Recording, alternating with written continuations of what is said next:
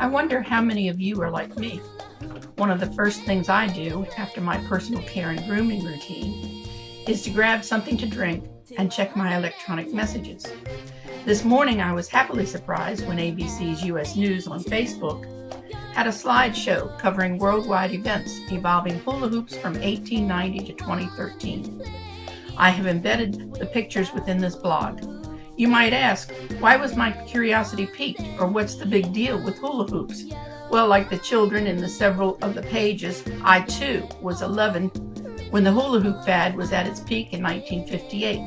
I remember having my own personal challenge to see how long I could keep the plastic-covered bamboo ring spinning around my waist and hips on a hot summer's day. As it turns out, I remember getting very close to 100,000 revolutions.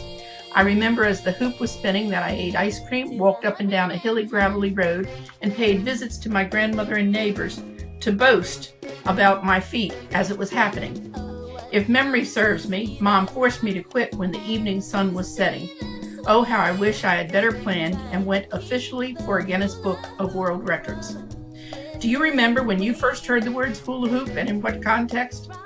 I'll bet it wasn't in the context of bloodthirsty British barbarians, sexually charged creation myths, or artistic statements full of barbed wire and nudity. But guess what? There's much more to the hula hoop than the story craze of the 1950s. As a cultural artifact, the hoop toy weaves in and out of human history.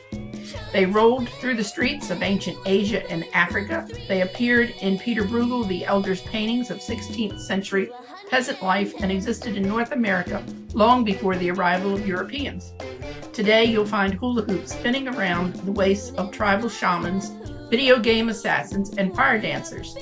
They're at once items of nostalgic whimsy, childhood innocence, sexual magnetism, and physical fitness. It only takes a modicum of physical ability to use one correctly, yet hula masters refine hooping to an athletic art form.